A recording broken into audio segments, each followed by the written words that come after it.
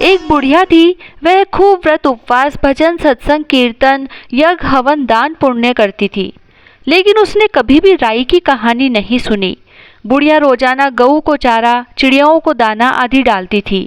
वह रोजाना 16 रोटी बनाती, 2 गाय की, 2 कुत्ते की, 2 बिल्ली की, 2 चिड़ियों की, 2 कबूतरों की, 2 बंदरों की, 2 कौवों की और 2 रोटी खुद की बनाती थी।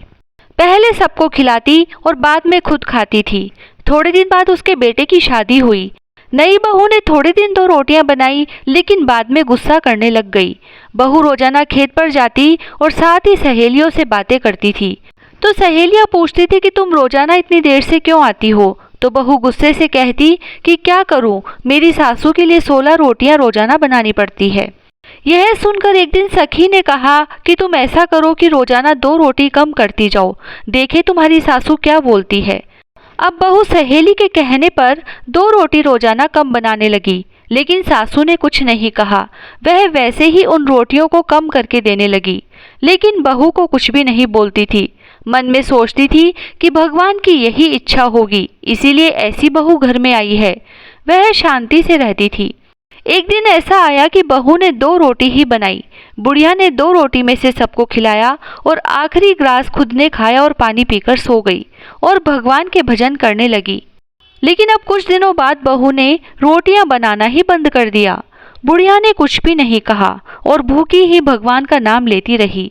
एक दिन ऐसा आया कि बुढ़िया भूखी प्यासी मर गई। बुढ़िया मरकर बैकुंठ जाने लगी, लेकिन राई जी उसके आड़ी आड़ी आने लगी। बुढ़िया ने पूछा कि तुम कौन हो और मेरे रास्ते में आड़ी क्यों आ रही हो? राई ने कहा कि मैं तुमको बैकुंठ नहीं जाने दूंगी, क्योंकि तुमने मेरी कहानी नहीं सुनी। मैं कार्तिक के ठाकुर राई दामोदर भगवान की पटरानी हूँ और तुमको बैकुंठ नहीं जाने दूंगी। बुढ़िया को बहुत तकलीफ हुई और कहने लगी, मैंने तो आज तक किसी के मुंह से नहीं सुना कि राई की कहानी सुननी चाहिए। अगर राई की कहानी सुनने से बैकुंठ मिलेगा तो मुझे एक बार वापस नीचे भेजो। मैं वापस जाना चाहती हूँ और आप बताओगे वैसे ही कहानी सुन लेती हूँ। तब राई जी ने भगवान से कहकर बुढ़िया को वापस नीचे भेजा और कहा कि तुम 1.25 महीने तक राई की कहानी सुनो और राई मत खाओ, और फिर उद्यापन में 1 कटोरी राई की भरकर ऊपर ब्लाउज पीस और रुपए रखकर फिर उन्हें कलप कर राई दामोदर मंदिर में चढ़ाओ, तभी तुम्हें बैकुंठ मिलेगा। यह कहानी आसोज के नवरात्रों से सुने और कार्तिक में चढ़ाए। अगर कार्तिक में सुने तो राई तो कार्तिक में चढ़ा देवे, लेकिन कहानी सुनते रहे। इससे राई दामोदर भगवान खुश होते हैं।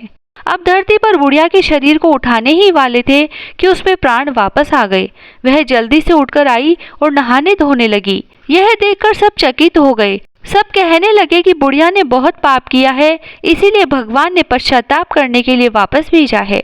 बुढ़िया सुनती रही, कुछ नहीं बोली, लेकिन बहू बोलती रही कि देखो सासू जी को, जो मरकर भी वापस जिंदा हो गई। पता नहीं किसमें जीव अटक रहा है, इनमें तो पहले से भी ज्यादा ताकत आ गई है। बहू तो सोच रही थी कि सासू से पिंड छूट गया, लेकिन उनको जिंदा देखकर वह बहुत परेशान हुई। अब इधर बुढ़िया ने बहू से कहा कि तुम मेरी कहानी का हुकारा भर लोगी क्या? तब बहू ने कहा, पहले जिंदा थे तब भी कथा कहानी कहा करते थे, और अब मरकर वापस आए तो फिर से वही कथा कहानी शुरू कर दी। ये सब तो ऊपर ही छोड़ आते। बहू ने खूब सुनाया, लेकिन बुढ़िया ने कुछ भी नहीं कहा। पड़ोसन के पास गई और कहा कि तुम मेरी कहानी का हुकारा भर लोगी क्या?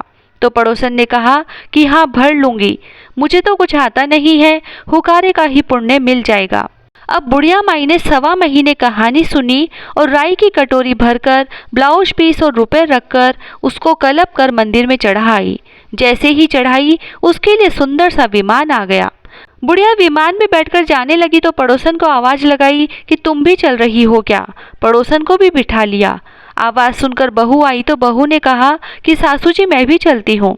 सासू ने कहा, तुमने तो कहानी का हुकारा भी नहीं भरा, मैं तुमको नहीं ले जा सकती। बहू बहुत पछताई। बुढ़िया व पड़ोसन दोनों विमान में बैठकर बैकुंठ चली गई। हे राई दामोदर भगवान, जैसे बुढ़िया को बैकुंठ दिया वैसे सबको देना। कहता न सुनता न हुकारा भरता न अपने सारे परिवार की रक्षा करना। जय श्री राधे।